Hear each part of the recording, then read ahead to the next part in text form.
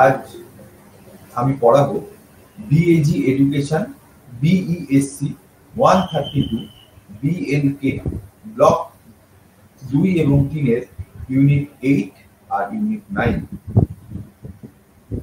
Kolkata regional centre থেকে।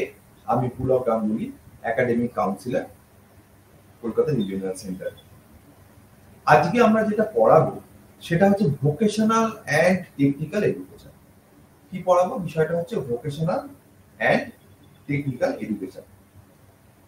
এখন প্রথমেই জানতে হবে যে ভোকেশনাল এডুকেশন বা টেকনিক্যাল এডুকেশনটা কি, বা বৃত্তিমূলক শিক্ষার ধারণা।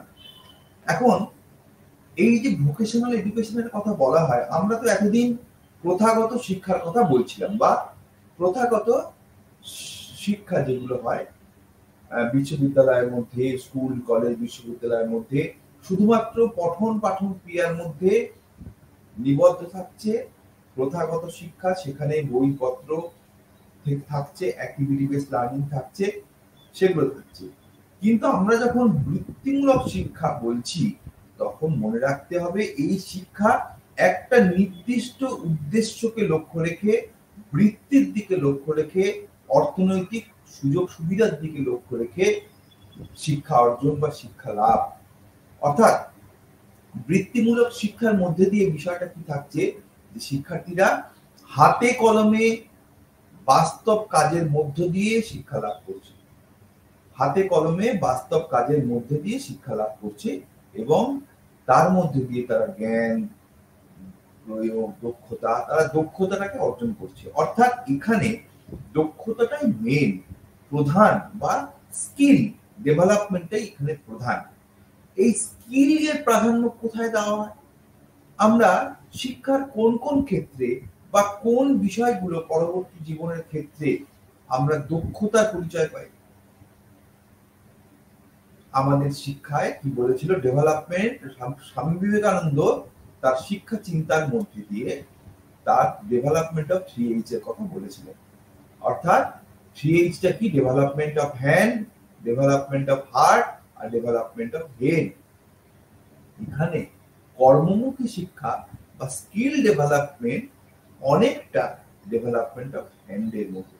আমরা যদি ব্লুমসের ট্যাক্সোনমিতে যাই, তাহলে ব্লুমসের ট্যাক্সোনমির মধ্যে আমরা সাইকোমোটর ডেভেলপমেন্ট, বা যেটা অঙ্গ সঞ্চালনমূলক দক্ষতা বলা হচ্ছে, সেই সঞ্চালনমূলক দক্ষতাটা কিন্তু ডেভেলপমেন্ট অফ হ্যান্ডের সঙ্গে অনেকটা মেলে, এবং এইটাই দক্ষতা বা স্কিলকে পরিচয় দেয় বা দক্ষতাকে প্রকাশ করে। এই শিক্ষার উদাহরণগুলো কি কি?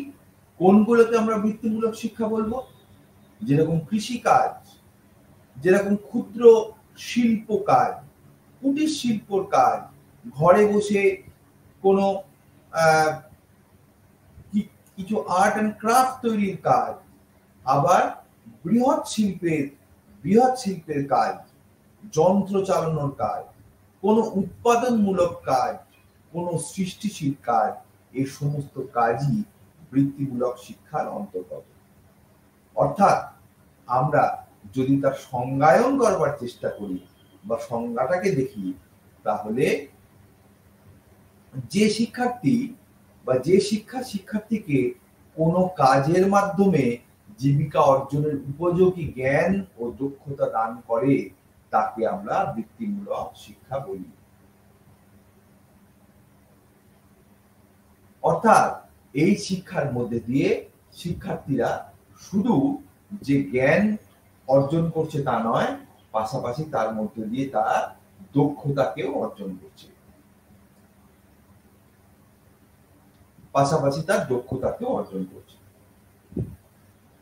এইবার এই বৃত্তিমূলক শিক্ষা যখন আমরা পাঠ্যক্রমের মধ্যে, পড়াশোনার মধ্যে নিয়ে আসছি, তার অনেকগুলো দিক থাকছে।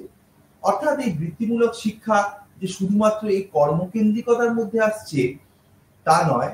যখন আমরা জীবিকা অর্জনের জন্য উপযুক্ত জ্ঞান বা দক্ষতা অর্জন করার কথা বলছি, তখন যে শুধুমাত্র হস্তকেন্দ্রিক শিল্পের মধ্যে নিবদ্ধ থাকছে তা কিন্তু নয়।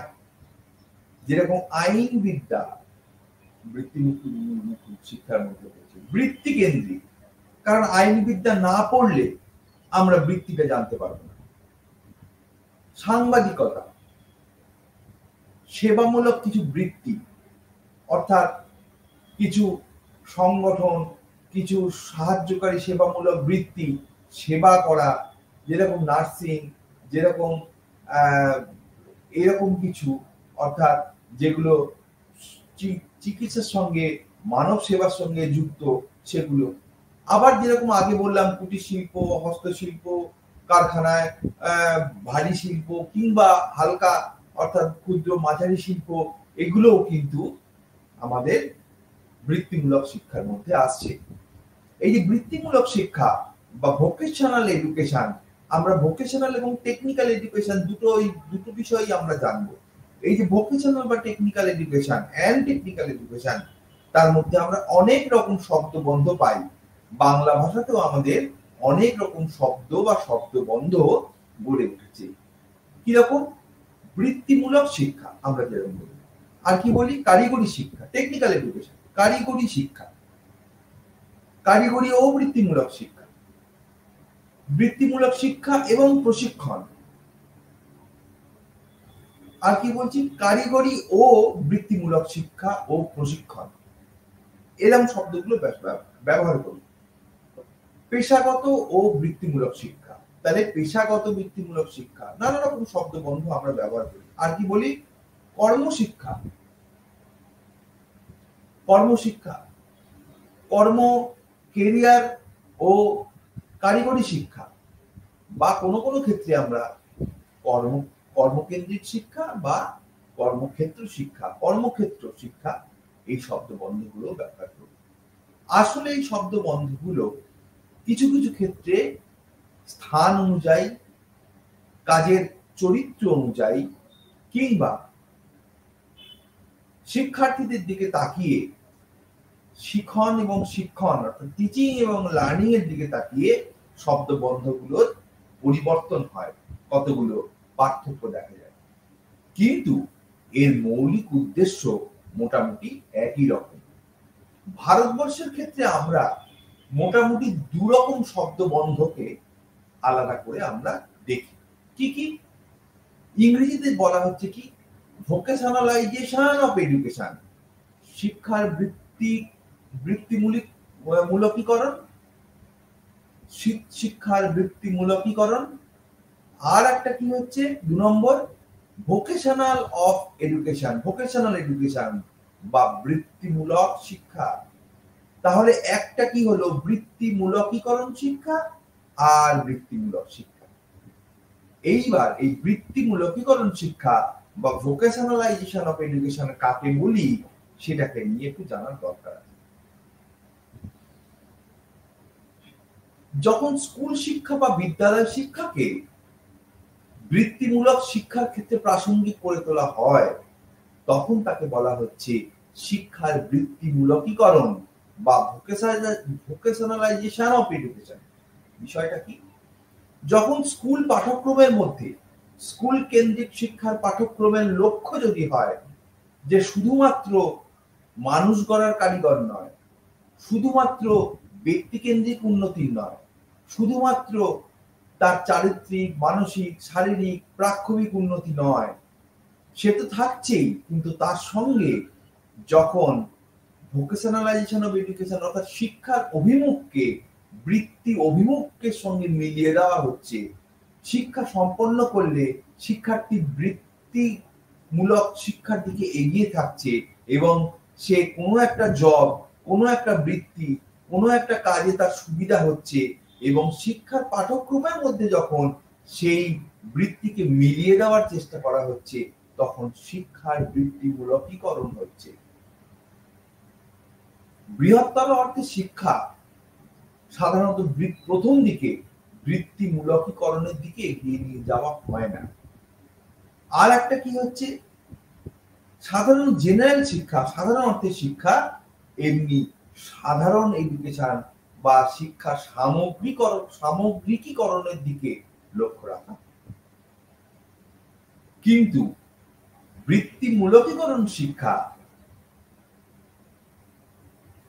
শিক্ষাকে বৃত্তি কেন্দ্রিক বৃত্তি মুখীনতার দিকে এগিয়ে নিয়ে যায়। এটা গেল 1 নম্বর পয়েন্ট। আর 2 নম্বর বিষয়টা কি? 2 নম্বর বিষয় হলো বৃত্তিমূলক শিক্ষা বা ভোকেশনাল অফ এডুকেশন বা ভোকেশনাল এডুকেশন। সেটা হচ্ছে যে যখন শুধুমাত্র শিক্ষার্থীকে একটা বৃত্তিমূলক শিক্ষা দেওয়া হয় এবং নির্দিষ্ট বৃত্তিমূলক শিক্ষা ধরে যখন দেওয়া হয়, তাকে কিন্তু একদম আমরা বৃত্তিমূলক শিক্ষা বা ভোকেশনাল এডুকেশন বলতে পারি। এবার আসছি আমরা বৃত্তিমূলক শিক্ষার উপযোগিতা।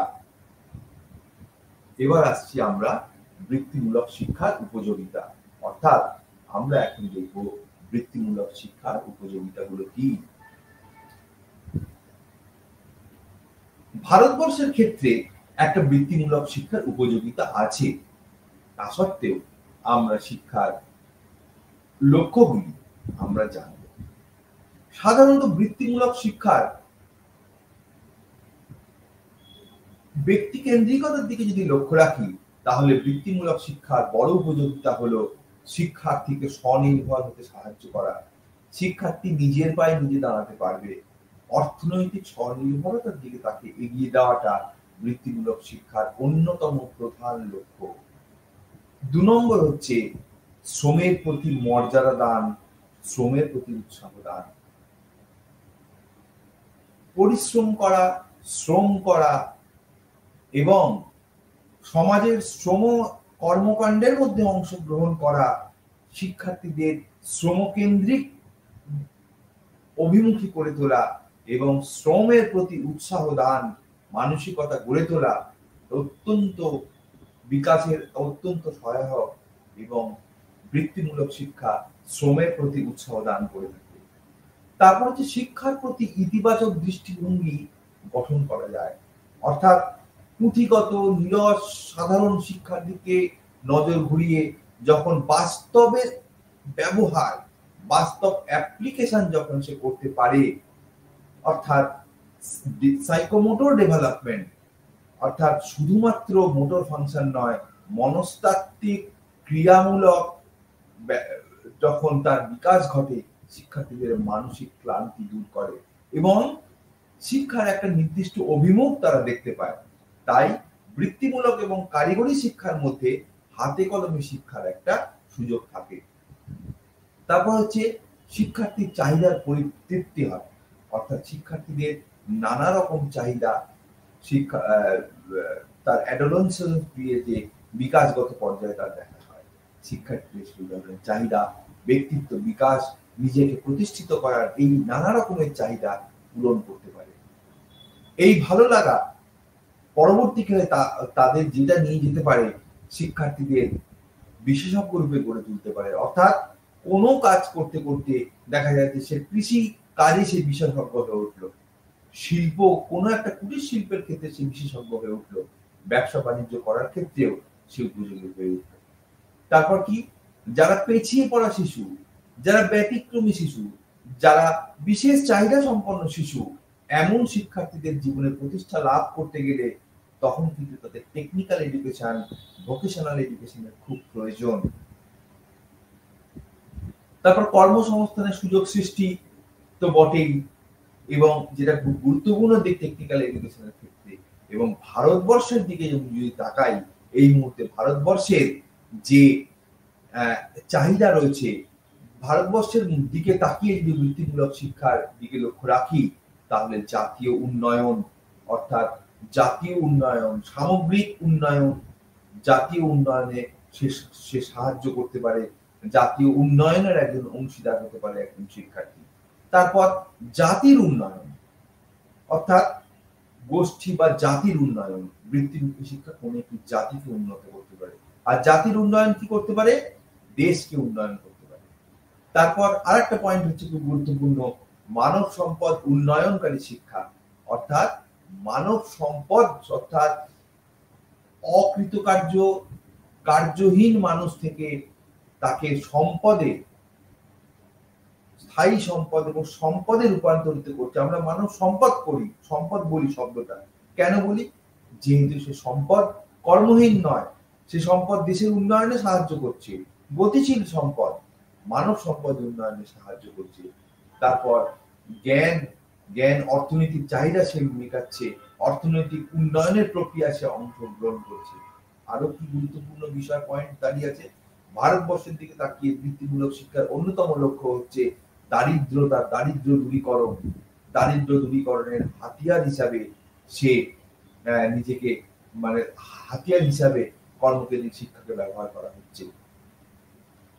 তারপর হচ্ছে যে কারিগরি শিক্ষা কিংবা কারিগর ঐতিহ্যবাহী শ্রমিকদের, যারা দীর্ঘ পরম্পরা মেনে যে সমস্ত শ্রমিকেরা কাজ করে আসছে, যে সমস্ত গোষ্ঠী কাজ করে আসছে, তাদের দক্ষতা আরো উন্নয়ন করার ক্ষেত্রে এই বৃত্তিমূলক শিক্ষা বা প্রশিক্ষণের অত্যন্ত গুরুত্ব রয়েছে। এছাড়াও আমি আগেও বলেছি যে শিক্ষিত বেকার এবং তুলনামূলক কম বুদ্ধিবৃত্তি সম্পন্ন মানুষদের ক্ষেত্রে এবং বহু দক্ষতার উন্নয়ন অর্থাৎ মাল্টি স্কিল ডেভেলপমেন্ট প্রয়োজন কর্মরত যুবকদের উন্নত করার ক্ষেত্রে, সমাজে এগিয়ে আসার ক্ষেত্রে এবং সামগ্রিক জাতীয় উন্নয়নে সাহায্য করার ক্ষেত্রে বৃত্তিমূলক শিক্ষার একটা অত্যন্ত গুরুত্ব রয়েছে।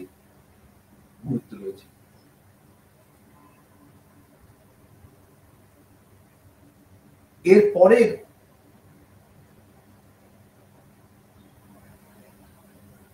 বিষয় আসা যাক।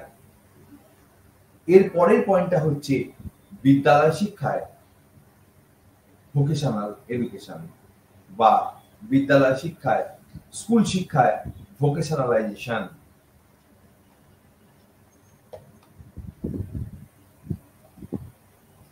স্কুল শিক্ষায় ভোকেশনালাইজেশনের যে কথা বলা হচ্ছে, সেখানে আমাদের আলোচ্য বিষয় যে স্কুল বিদ্যালয় শিক্ষার মধ্যে আমরা ভোকেশনাল এডুকেশনকে কিভাবে নিয়ে আসা হয়েছিল এবং বিদ্যালয় শিক্ষার মধ্যে ভোকেশনাল এডুকেশনের তো আজ এখনই বা 2020 জাতীয় শিক্ষার মধ্যে দিয়ে আলোচিত হয়েছে এরকম নয়, বহু আগে স্বাধীনতার উত্তর বা স্বাধীনতার আগে, স্বাধীনতা পূর্ব পরিস্থিতিতে ভোকেশনাল এডুকেশন বা স্কুল শিক্ষায় টেকনিক্যাল এডুকেশনের কথা বলা হয়েছিল। আমাদের ভারতবর্ষের প্রথম যে শিক্ষা বিল বা শিক্ষা যে একটা কমিটি তৈরি করা হয়েছিল এবং উডস এর যে ডেসপ্যাচ আমরা জানি 1954 সালে 1854 যে উডের ডেসপ্যাচ হয়েছিল, সেই উডের ডেসপ্যাচের মধ্যে দিয়ে সেখানেও কিন্তু ভারতীয় শিক্ষার বৃত্তিমূলকীকরণের করবার একটা চেষ্টা করা হয়েছিল। এবং মনে রাখতে হবে যে তারা আমাদের দেশে শিক্ষা ব্যবস্থা চালু করেছিল শুধুমাত্র যে ভারতবর্ষের অধিবাসীদের শিক্ষা, বিদেশি শিক্ষা শিক্ষিত করে তোলা তা নয়, ভারতের কেরানি তৈরির শিক্ষা বা তাদের প্রয়োজনে, ব্রিটিশদের প্রয়োজনে যে ধরনের শিক্ষা দরকার এই উপনিবেশের মানুষদের, সেই ধরনের শিক্ষা দেওয়া হয়েছিল। সেক্ষেত্রেও কিছু টেকনিক্যাল এডুকেশনের কথা বলা হয়েছিল এবং যাতে একটি বলা হয়েছিল যে ভারতবর্ষের ক্ষেত্রে ভারতবর্ষের মানুষেরা যাতে কর্মক্ষম হতে পারে এবং কর্ম উপযোগী হতে পারে তার জন্য শিক্ষা দেওয়া দরকার। কিন্তু পরবর্তীকালে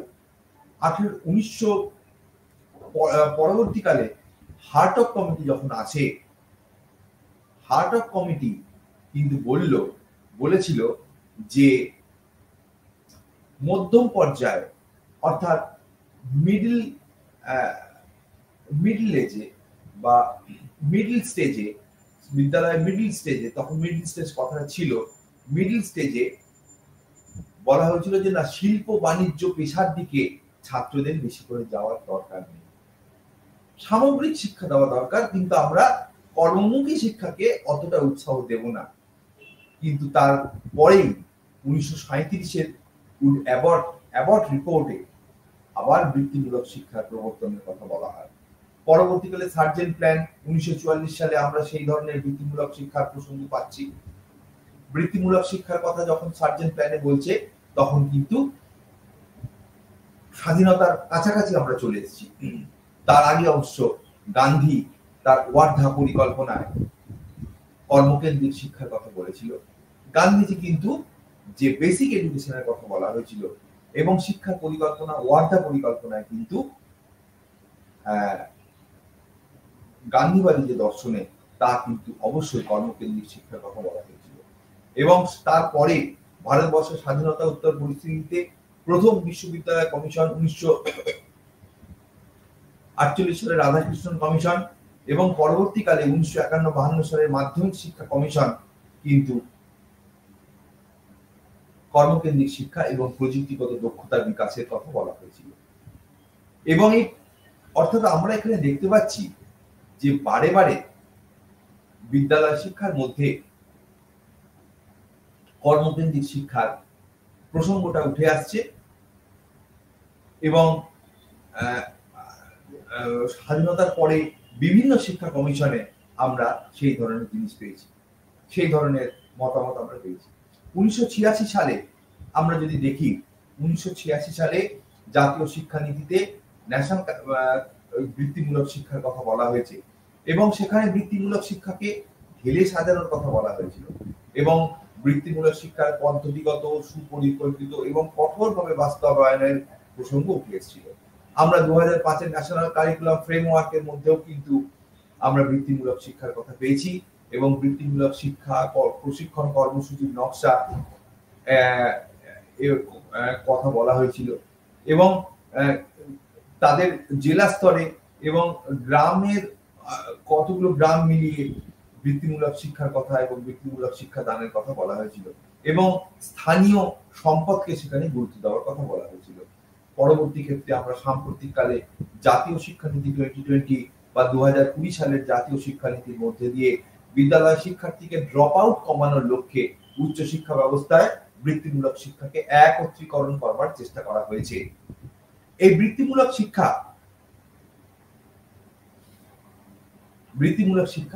4টি ধাপে বিকশিত হতে পারে। কি কি?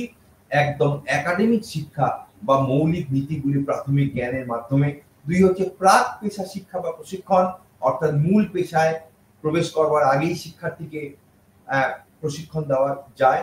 3 হচ্ছে যে অন জব ট্রেনিং, অর্থাৎ কর্ম থাকতে থাকতে জব করতে করতে তাকে ট্রেনিং দেওয়া এবং আরেকটি হচ্ছে কর্ম কাজ বা চাকরি পেয়ে যাওয়ার পরে ইন সার্ভিস প্রশিক্ষণ, অর্থাৎ কর্ম চলবাকালীন কর্মীদের পেশাগত দক্ষতা উন্নয়নের জন্য ট্রেনিং যেটা ইন সার্ভিস ট্রেনিং দেওয়া হতে পারে। এই 4টি ভাগে কিন্তু বৃত্তিমূলক শিক্ষা এবং প্রশিক্ষণের একত্রীকরণ করা যেতে পারে। শিক্ষার বৃত্তিকরণের লক্ষ্য নিয়ে কতগুলি উদ্দেশ্য, কতগুলি নিম্নরূপ ছিল। কি কি? 1986 সালে কিন্তু বৃত্তিমূলক শিক্ষার লক্ষ্য নিয়ে কিন্তু কতগুলি কথা বলা হয়েছিল, যেটা হচ্ছে স্বতন্ত্র নিয়োগ যোগ্যতা বৃদ্ধি করা, দক্ষ জনশক্তির উন্নয়ন করা এবং চাহিদা এবং যোগানের মধ্যে পার্থক্যকে কমানো, শিক্ষার্থীদের মনোভাব, জ্ঞান, দক্ষতার উপর বিশেষ জোর দেওয়া এবং নারী, গ্রামীণ ক্ষেত্রে উপজাতিদের, পিছিয়ে পড়া ছাত্রছাত্রীদের বা মানুষের সুযোগ সুবিধা প্রদান করা এবং সমাজে বঞ্চিতদের এগিয়ে আসবার সাহায্য করা। এই হলো আমাদের বৃত্তিমূলক শিক্ষার বিভিন্ন আমাদের শিক্ষা কমিশনগুলি যা যা প্রস্তাব করেছিল সেই বিষয়গুলো। এরপরে আসছি আমরা বিভিন্ন বৃত্তিমূলক শিক্ষা প্রতিষ্ঠান বা বিভিন্ন বৃত্তিমূলক শিক্ষা প্রতিষ্ঠান। ভারতবর্ষের ক্ষেত্রে অনেক ধরনের বৃত্তিমূলক শিক্ষা প্রতিষ্ঠান রয়েছে এবং ভারতের শিক্ষা মন্ত্রকের অধীনে সাক্ষরতা বিভাগ তারা বৃত্তিমূলক শিক্ষার অনেকগুলি ফ্রেমওয়ার্ক বা ডিজাইন করেছিল এবং vocational education training VET, vocational education and training VET, তারা নীতি প্রণয়ন এবং এই প্রস্তাব বাস্তবায়নের পরিকল্পনায় তারা জড়িত ছিল এবং স্কুলগুলোতে এই ভোকেশনাল এডুকেশন এন্ড ট্রেনিং প্রোগ্রামের মধ্য দিয়ে স্কুলগুলোতে বৃত্তিমূলক শিক্ষা বা কর্ম প্রশিক্ষণ শিক্ষা দেওয়া যায়।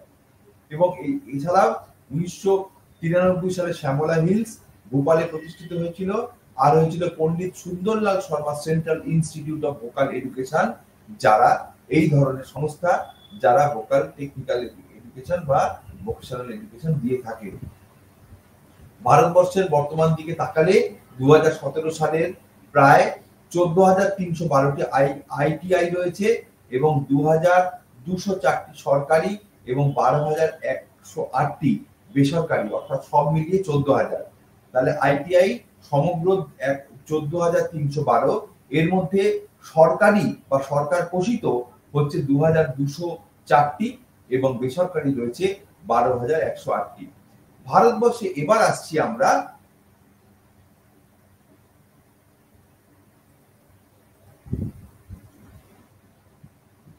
ভারতবর্ষে বৃত্তিমূলক শিক্ষার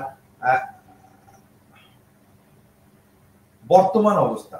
ভারতবর্ষে বৃত্তিমূলক শিক্ষার বর্তমান অবস্থা যদি আমরা দেখি, তাহলে প্রশিক্ষণের ক্ষেত্রে এই ভিইটি বা ভোকেশনাল এডুকেশন প্রোগ্রাম বিদ্যালয়ে স্কুলে উচ্চ মাধ্যমিকের পরে বা উচ্চ মাধ্যমিকের +2 লেভেলে ভোকেশনাল কোর্স করানো হচ্ছে। 2 বছর ভোকেশনাল কোর্স করানো হয়। আইটিআই অধীনে সেই ভোকেশনাল কোর্স করানো হচ্ছে। আবার পলিটেকনিক কলেজগুলিতে 3 বছরের মেয়াদযুক্ত কোর্স সেখানে শিক্ষার্থীরা করতে পারে। আবার ভোকেশনাল এডুকেশনের মধ্যে 2 বছরের বৃত্তিমূলক শিক্ষা এবং সেখানে বৃত্তিমূলক শিক্ষায় মধ্যে গিয়ে কি করছে, শিক্ষার্থীদের একটা সহজ পাঠ্যক্রম করা হচ্ছে, যাতে মূল্যবোধের বিকাশের পাশাপাশি তাদের দক্ষতার উন্নয়ন যারা করতে পারে তার জন্য শিক্ষা দান করা হয়। এবং এখানে বলা হচ্ছে যে পাঠ্যক্রমের মধ্যে দিয়েই তারা সমাজে অবস্থিত নানা ধরনের বিষয়কে নিয়ে তারা শিক্ষা গ্রহণ করতে পারে এবং তারা বৃত্তিমূলক শিক্ষা নিয়ে পড়াশোনা করতে পারে। যেরকম কৃষিভিত্তিক বৃত্তিমূলক কোর্স, কৃষির সঙ্গে সংযুক্ত যেরকম দুগ্ধ খামার, মৎস্য খামার, শস্য উৎপাদনজাত দ্রব্যকে প্রক্রিয়াজাতকরণ, দুগ্ধ ও মৎস্য শিল্প, এইরকম নানা রকমের কৃষি সংক্রান্ত বা কৃষি কেন্দ্রিক যুক্ত সমাজের উৎপাদন কাজে যেগুলো লাগে সেই রকম বিষয়কে প্রশিক্ষণ দেওয়া বা পাঠদানের প্রসঙ্গ উঠে আসে। এবার আসছি আমরা বৃত্তিমূলক শিক্ষার ভূমিকা এবং তাৎপর্য।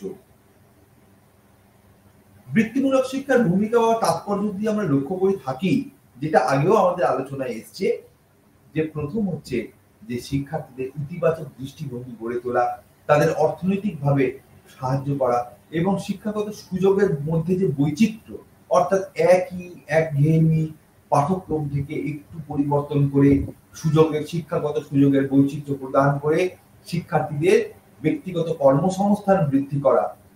2 নম্বর হচ্ছে দক্ষ মানব সম্পদের চাহিদার সঙ্গে সরবরাহ বা অমিল কমানো, অর্থাৎ চাহিদা এবং যোগানের পার্থক্য কমানো আর উচ্চশিক্ষা গ্রহণের জন্য বিকল্প উপায় প্রদান, এটি হচ্ছে অত্যন্ত গুরুত্বপূর্ণ। এছাড়াও অনেক পিছিয়ে পড়া শিক্ষার্থীদের, তপশিলি জাতি, উপজাতি, পিছিয়ে পড়া শিক্ষার্থী, অর্থনৈতিকভাবে দুর্বল শিক্ষার্থীদের তাদের শিক্ষাঙ্গনে নিয়ে আসা, কর্মকেন্দ্রিকতা যুক্ত করা এবং সামগ্রিকভাবে ভারতবর্ষের জাতীয় উন্নয়নের সঙ্গে শিক্ষার্থীদের সম্পন্ন করা এবং মানব সম্পদ হিসাবে তাদের পরিগণিত করে জাতীয় উন্নয়নের সঙ্গে জাতীয় উন্নয়নের ধারায় সামগ্রিক শিক্ষার্থীদের জুড়ে দেওয়ার একটা প্রবণতা হচ্ছে বৃত্তিমূলক শিক্ষার অন্যতম একটি লক্ষ্য। এবং এখানে ইউনেস্কো তার সুপারিশে কারিগরি এবং বৃত্তিমূলক শিক্ষার পরামর্শ দেওয়ার কথা বলেছে, ইউনেস্কো বলেছে, এবং সেখানে বলেছে যে দারিদ্র দূরীকরণের মধ্য দিয়ে ভারতবর্ষে উন্নয়ন ঘটাতে হবে এবং বৃত্তিমূলক শিক্ষা এই লক্ষ্য পূরণ করে। তারপর হচ্ছে যে বেকারত্ব এবং কর্মসংস্থানের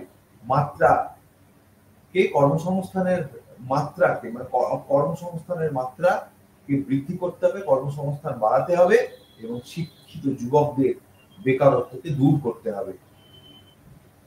নানা ধরনের আমরা বৃত্তিমূলক কোর্স আমরা দেখতে পাই, এবং এই যেরকম অনেকগুলো জনপ্রিয় কোর্স বা বিষয় রয়েছে, যেরকম কৃষি, দুগ্ধ প্রযুক্তি, ফসল উৎপাদন, উদ্যান প্রতিপালন, আভ্যন্তরীণ মৎস্য সম্পদ, পশুপালন, পোল্ট্রি উৎপাদন।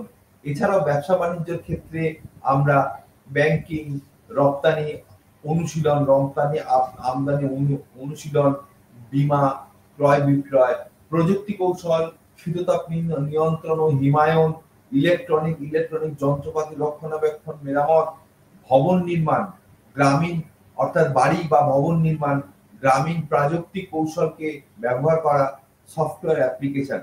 আর একটা কি, স্বাস্থ্য প্যারামেডিকেল, হাসপাতাল housekeeping, medical laboratory technician, ophthalmic technician অর্থাৎ অপথ্যালমোলজি হচ্ছে আমরা চোখ সংক্রান্ত বা চশমা বিষয়ক অপথ্যালমিক টেকনিশিয়ান, এক্স-রে প্রযুক্তিবিদ, স্বাস্থ্য স্যানিটারি ইন্সপেক্টর।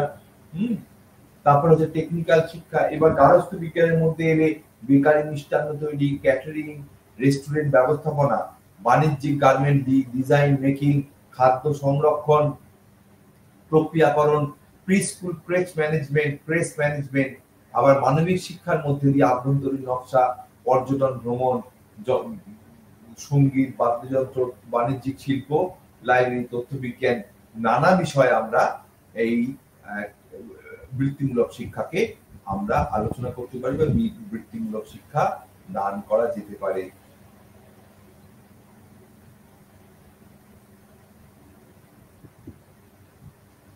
এবারে আসছি যে জাতীয় উন্নয়নের জন্য বৃত্তিমূলক শিক্ষা।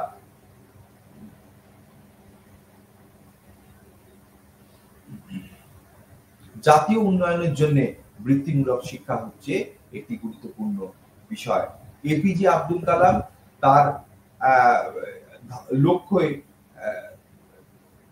ভারতবর্ষে তিনি বৃত্তিমূলক শিক্ষার উন্নয়নের কথা বলেছিলেন, এবং 2020 যে শিক্ষার লক্ষ্য যা বলা হয়েছে এবং শিক্ষা সূচক যাকে বলা হয়েছে, যে প্রয়োজনীয় একটা কর্মকেন্দ্রিক বাহিনীকে গড়ে তোলা এবং যুব সমাজকে এগিয়ে আসার কথা বলা হয়েছে, এবং যার মধ্যে দিয়ে জাতীয় উন্নয়নের জন্য বৃত্তিমূলক শিক্ষাটা খুব গুরুত্বপূর্ণ, এবং যার ফলে ভারত ক্রমশ বিশ্বগুরু দিকে এগিয়ে যাবে, অর্থাৎ বিশ্বের রাস্তার পথ দেখাবে। এবং যার মধ্যে দিয়ে কি করা হচ্ছে, যে ভারতীয় জীবনধারায় মানব সম্পদ উন্নয়ন বা মানব সম্পদের বিকাশের মধ্যে যে একটা অর্থনৈতিক বা অন্তর্নিহিত ব্যবস্থা রয়েছে, তার মধ্যে দিয়ে এই যুব সমাজকে এগিয়ে আসতে হবে। কি কি বিষয়ের মধ্যে দিয়ে, যেমন কৃষক, কারিগর, কুমোর, তাঁতি, আয়ুর্বেদিক চিকিৎসক, আরো অন্যান্য বিষয়, প্রযুক্তির নৈপুণ্যতা গড়ে তুলে বিভিন্ন ধরনের কর্মকে বা কর্মকেন্দ্রিক দক্ষতার মানুষকে গড়ে তুলতে হবে, এবং সামগ্রিকভাবে ভারতবর্ষের জিডিপিতে তারা যেন অংশগ্রহণ করে, গ্রস ডেভেলপমেন্ট প্রোডাক্টিভ জিডিপির মধ্যে তারা যেন অংশগ্রহণ করে, তা তাদেরকে নিশ্চিত করতে হবে।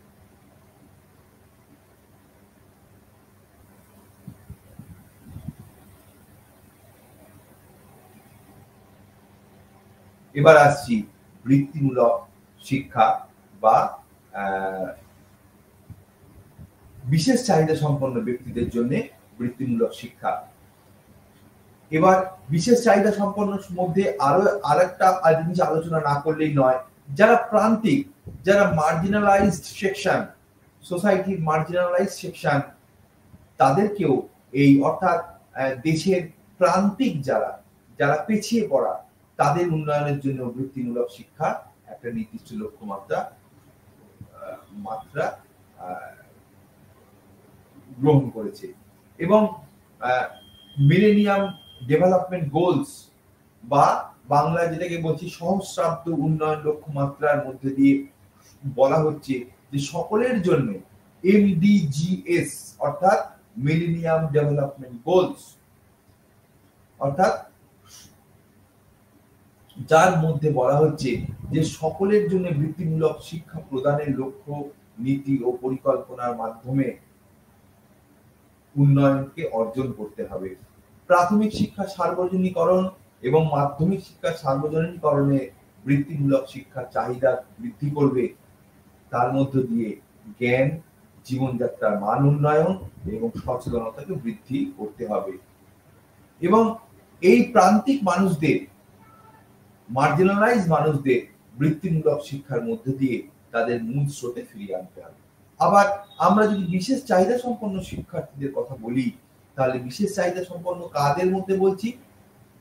যারা একদম বিশেষ চাহিদা সম্পন্ন, আমরা বা কোন শারীরিক বা মানসিক তাদের দুর্বলতা রয়েছে, তারা কোনো কারণে পিছিয়ে রয়েছে, তাদের বিশেষ চাহিদা রয়েছে, অর্থাৎ দোজ চিলড্রেন যারা স্পেশাল নিডস, বিশেষ চাহিদা আছে।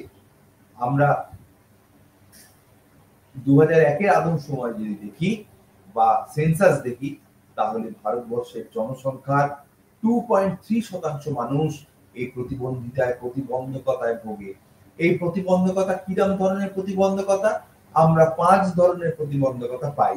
এক হচ্ছে দৃষ্টিশক্তিজনিত প্রতিবন্ধকতা, শ্রবণ শক্তিজনিত প্রতিবন্ধকতা, বাক শক্তিজনিত প্রতিবন্ধকতা, অঙ্গ প্রত্যঙ্গ সঞ্চালনজনিত প্রতিবন্ধকতা আর মানসিক প্রতিবন্ধকতা। এই 5 প্রকার প্রতিবন্ধকতার কথা আমরা দেখতে পাই। এই 5 প্রকার প্রতিবন্ধীদের যত্ন এবং কল্যাণের জন্য কতগুলো যে আইন হয়েছে, তা হলো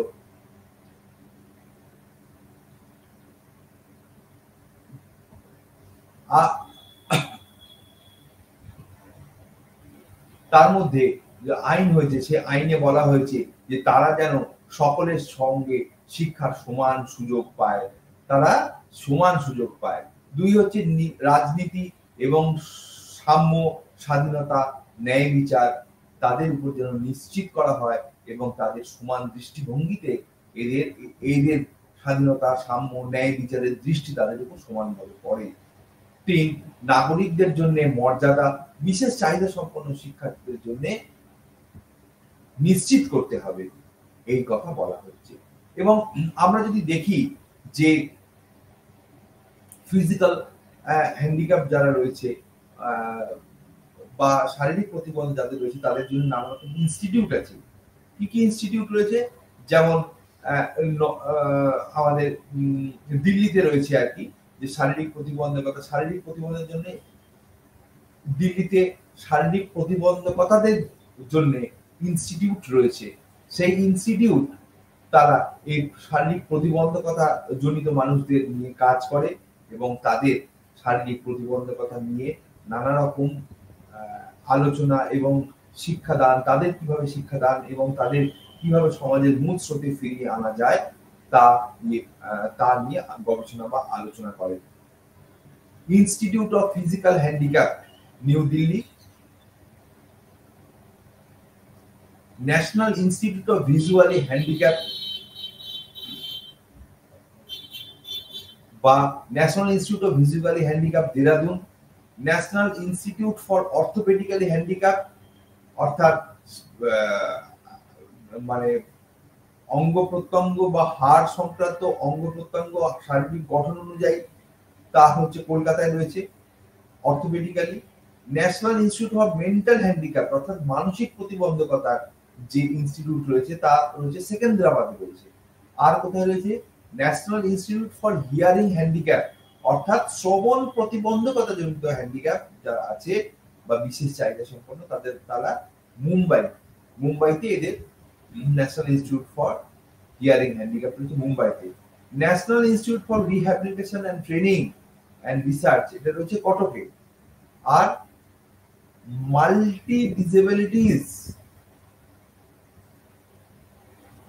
Indian national institute for empowerment of person with multi disabilities, এটা হচ্ছে রয়েছে চেন্নাইতে এই ধরনের প্রতিবন্ধকতা জনিত মানুষদের ইনস্টিটিউটটা রয়েছে।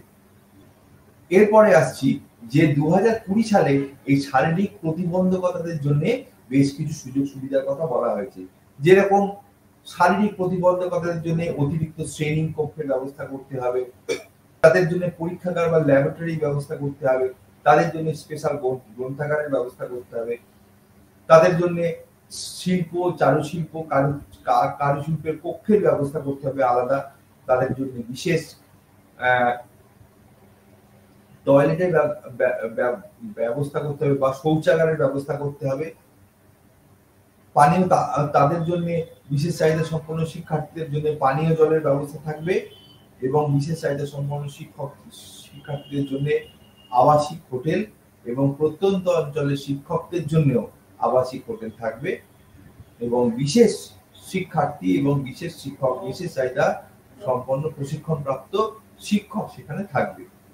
এবং আরো বলা যায় আর একটি এর পরে আসছি যে দক্ষতা কর্মসূচি প্রকল্প বা ভোকেশনাল এডুকেশন শিক্ষার্থীদের জন্য তাদের এবং সরকার বেশ কিছু সুযোগ সুবিধা তারা প্রদান করছে। দক্ষতা ভোকেশনাল ডেভেলপমেন্ট যে কর্মসূচি তার কতগুলো প্রকল্পের নাম আমরা বলে এই অংশটি বলে শেষ করছি।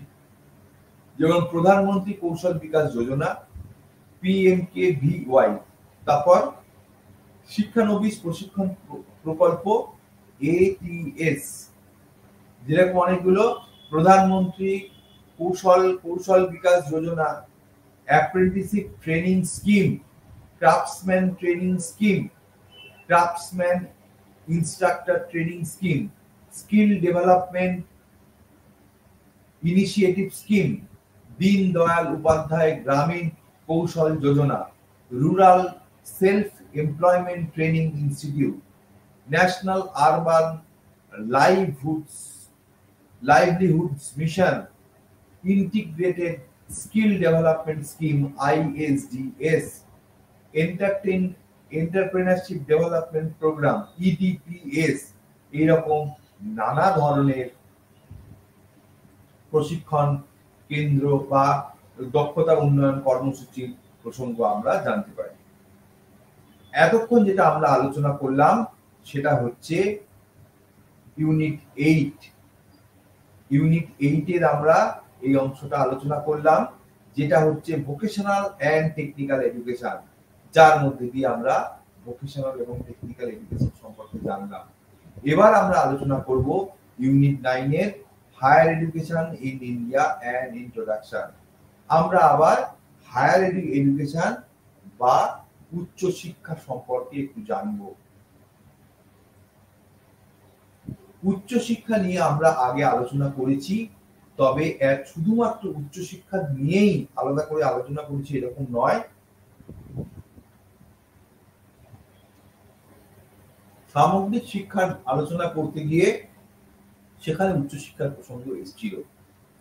আধুনিক ভারতবর্ষে আমরা উচ্চশিক্ষাকে যদি দেখি তাহলে সেখানে শিক্ষাকে তিনটে ভাগে ভাগ করা যায়। উচ্চশিক্ষার নানা ধরনের ধারা আমরা আধুনিক ভারতবর্ষে দেখে থাকি, তবে শিক্ষার ধারাকে ভারতবর্ষে মোটামুটি তিনটে ভাগে ভাগ করা হয়েছিল প্রথম থেকেই: প্রাথমিক, মাধ্যমিক এবং উচ্চ মাধ্যমিক বা টারশিয়ারি বা তৃতীয় পর্যায়ের শিক্ষা। এখানে তিনটে স্তর বলা হয়। আমরা প্রাথমিক এবং মাধ্যমিক স্তরকে বিদ্যালয় শিক্ষা বা স্কুল এডুকেশনের মধ্যে পাই, স্কুল শিক্ষার মধ্যে তারা পাই এবং সেই স্কুল শিক্ষার সঙ্গে সংযুক্ত। আর তৃতীয় বিষয়টি হচ্ছে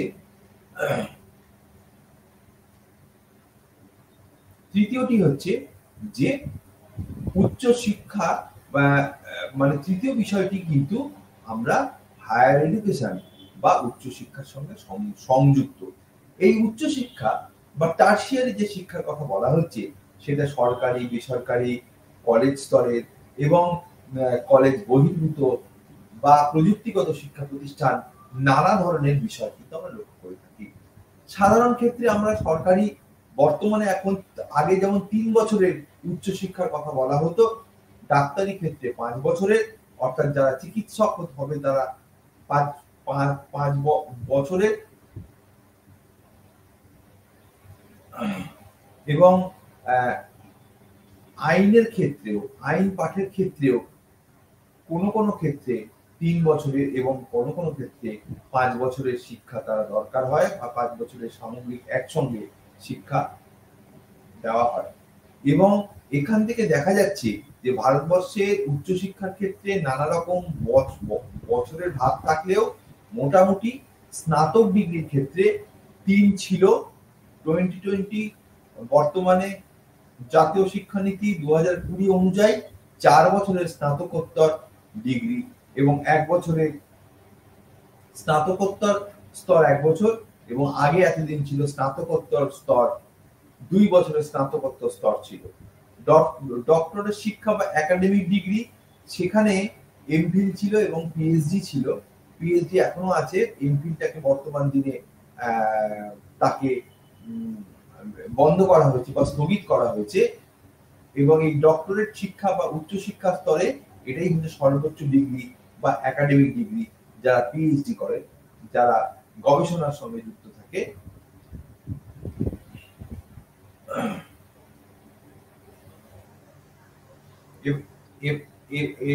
এবার আসছি আমরা উচ্চশিক্ষার লক্ষ্য নিয়ে।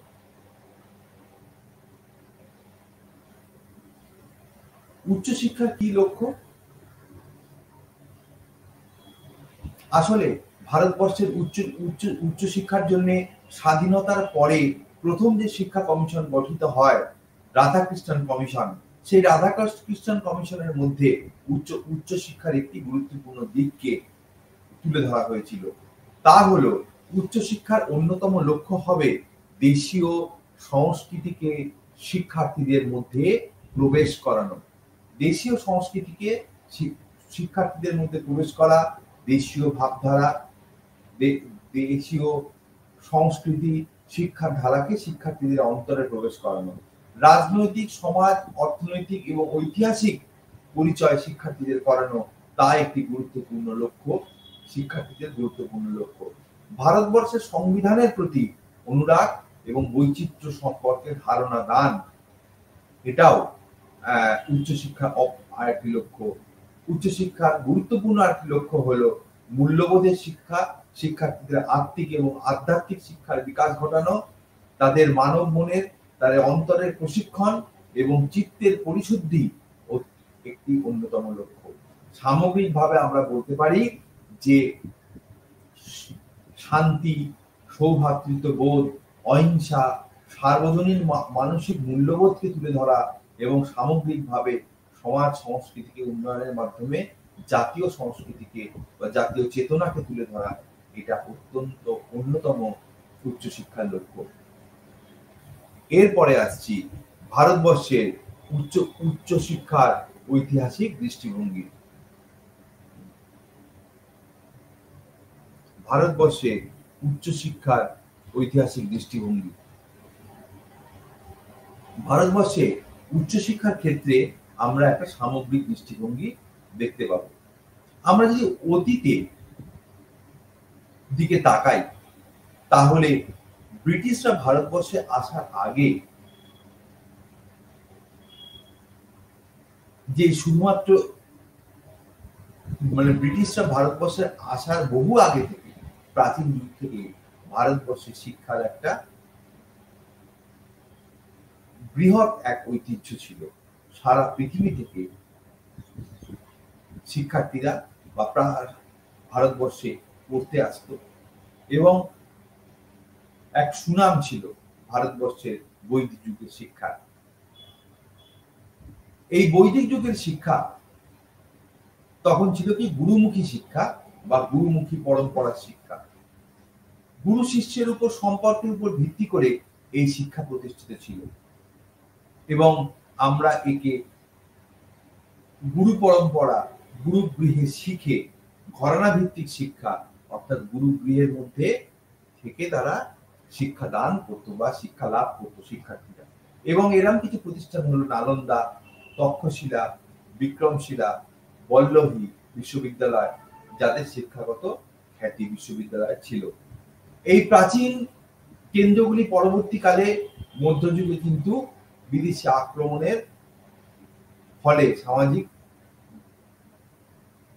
একটা ক্ষয়গত দিকে পড়ে এবং বিদেশি আক্রমণ। আমরা যদি নালন্দা, তক্ষশিলা, বিক্রমশিলা, পরবর্তীকালে বাংলার ক্ষেত্রে গুপ্ত যুগ, পাল যুগেও কিন্তু শিক্ষার একটা ব্যাপক এবং বৃহৎ এক পরিসর তৈরি হয়েছিল। এবং এর পরবর্তী ক্ষেত্রে ভারতবর্ষের নানা বিদেশি আক্রমণের ক্ষেত্রে গৌরব হারালেও পরবর্তীকালে এই শিক্ষা ব্যবস্থা চলতে থাকে। যেরকম বৌদ্ধ যুগে পরবর্তীকালে বৈদিক যুগের পরে বৌদ্ধ যুগে মঠগুলিতে তারা শিক্ষা দান পর্ব চলত, এবং মধ্যযুগের ক্ষেত্রে পরে হলো ইসলামী সভ্যতা বা ইসলামী যুগে মাদ্রাসার সঙ্গে মাদ্রাসা কেন্দ্রিক শিক্ষা পরম্পরা এগিয়ে নিয়ে চলেছিল ভারতবর্ষের শিক্ষার ধারা। এবং আরো পরে ব্রিটিশরা আসবার পরে ব্রিটিশরা তাদের মতো করে তাদের উপযোগী করে ভারতবর্ষকে, এই কলোনিকে, এই উপনিবেশকে তারা শিক্ষাদান করবার চেষ্টা করা হয়েছিল।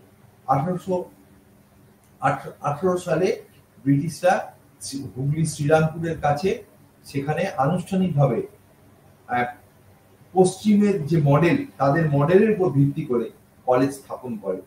1857 সালে কলেজে কলকাতা, বোম্বাই এবং মাদ্রাজ, তৎকালীন বোম্বাই এবং মাদ্রাজ যে তিনটে বিশ্ববিদ্যালয় স্থাপন করা হয়, এবং যেখানে লন্ডন বিশ্ববিদ্যালয়ের মডেলে শিক্ষাদান পর্ব করা হয়েছিল। এবার আসছি যে ভারতের উচ্চশিক্ষার কাঠামো। ভারতবর্ষের উচ্চশিক্ষার কাঠামোর ক্ষেত্রে আমরা বেশিরভাগ ক্ষেত্রে দেখতে পাই যে তিনটে ধারার বিষয় মূলত গড়ে উঠেছে। এক হচ্ছে ব্যাচেলার ইন আর্টস বা ইতিহাস আর্টস, ব্যাচেলার অফ সায়েন্স বা বিএসসি এবং ব্যাচেলার অফ কমার্স। এছাড়াও মেডিকেল ডিগ্রি ব্যাচেলার প্রোগ্রাম, যেটা 5 বছর, এবং কোনো কোনো ক্ষেত্রে ইঞ্জিনিয়ারিং, কৃষি, ফার্মেসি, ডেন্টিস্ট এই ধরনের অর্থাৎ চিকিৎসা বিদ্যা প্রোগ্রামগুলি এখানে রাখা হয়েছে। এরপরে হচ্ছে আসছি উচ্চশিক্ষায় নিয়ন্ত্রক সংস্থা।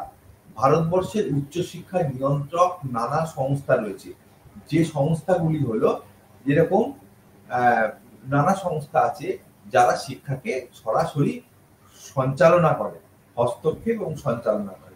আগে যেরকম 1985 সালে মানব সম্পদ উন্নয়ন মন্ত্রক করা হয়েছিল বা MHRD, মানব সম্পদ উন্নয়ন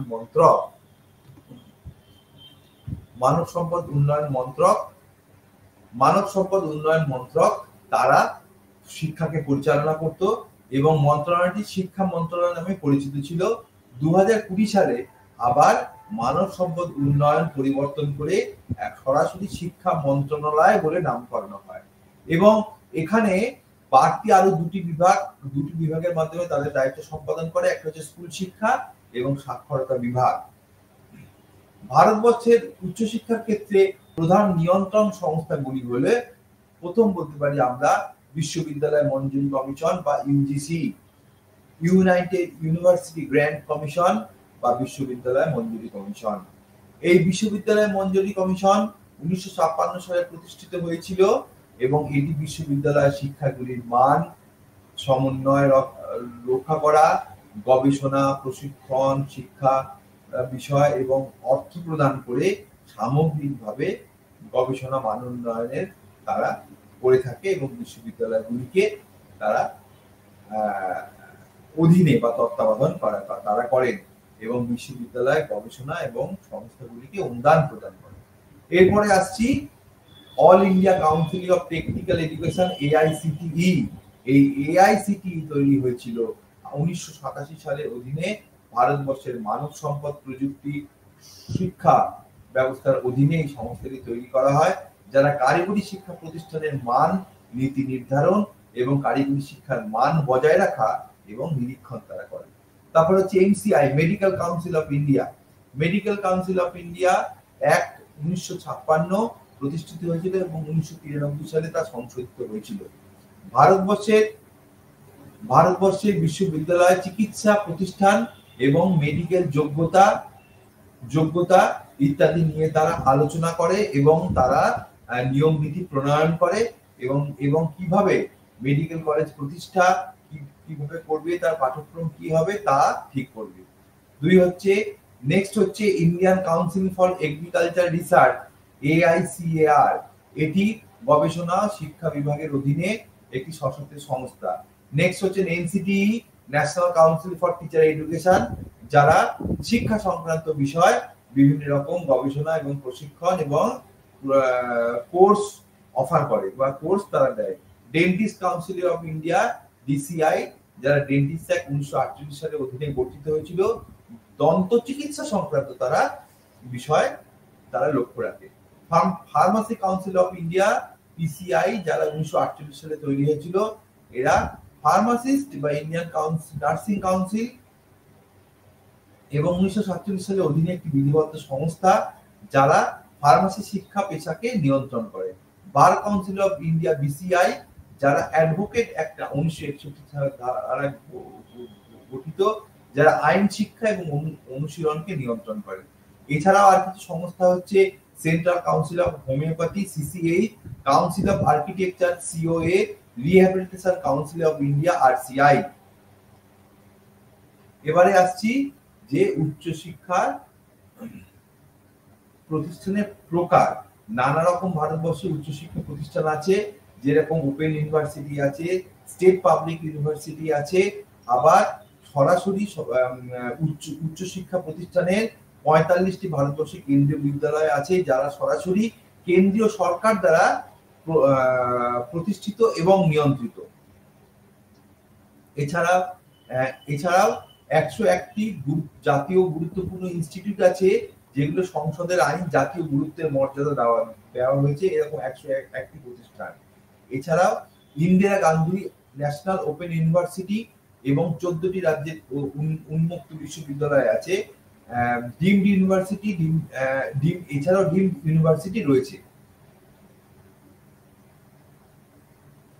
এরপরে এবং শেষ পয়েন্টে আমরা আসছি, সেটা হচ্ছে ওপেন ডিস্টেন্স লার্নিং বা ওপেন ডিস্টেন্স অর্থাৎ খোলা এবং দূরত্ব শিক্ষা আমরা বাংলায় বলছি। সেটা হচ্ছে কি, যে একজন শিক্ষার্থীকে নির্দিষ্ট কোনো বাধ্যবাধকতার মধ্যে না রেখে কোর্স কাঠামোকে কঠোরভাবে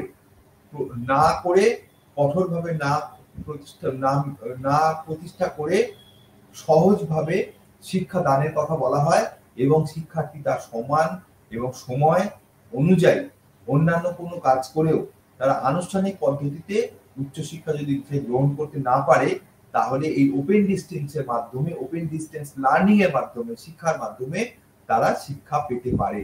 এবং 1985 সালে কেন্দ্রীয় সরকার ইন্দিরা গান্ধী ওপেন ইউনিভার্সিটি প্রতিষ্ঠা করে, যেটা সারা ভারতবর্ষের 14টি রাজ্যে এই উন্মুক্ত বিশ্ববিদ্যালয় রয়েছে।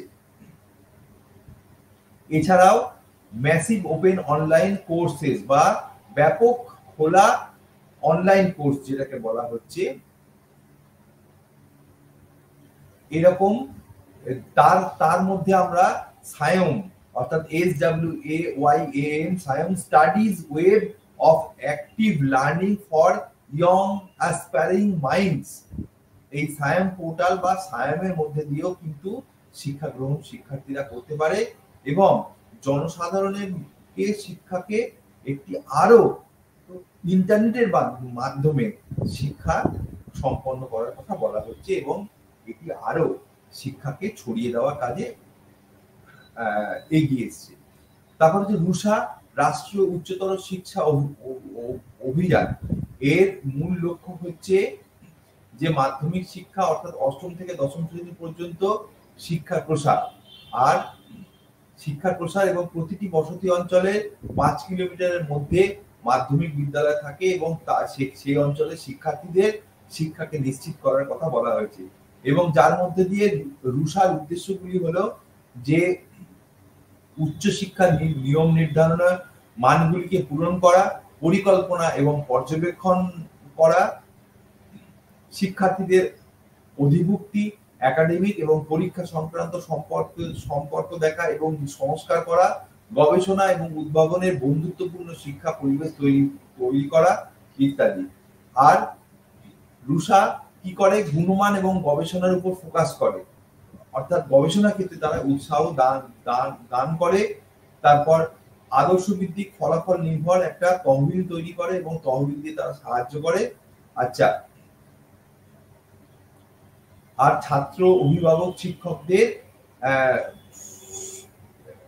সাহায্যকারী হিসাবে এবং বিশ্ববিদ্যালয়ের গবেষণা গুণগত মান উন্নত করতে সাহায্য করে। এরপরে আসছে ইউনিভার্সিটি গ্র্যান্ট কমিশন বা বিশ্ববিদ্যালয় কমিশন। তার উদ্দেশ্য হলো বিশ্ববিদ্যালয় শিক্ষা প্রচার এবং সমন্বয় সাধন করা, শিক্ষাদান করা ইত্যাদি। এই বলে আজকে করে আজকে আমার এবং central board of advisory education CAB central board of advisory education, এইটি বলে আজকে পাঠ কমপ্লিট করলাম এবং শেষ করলাম। সামনের দিন আবার দেখা হবে। নমস্কার।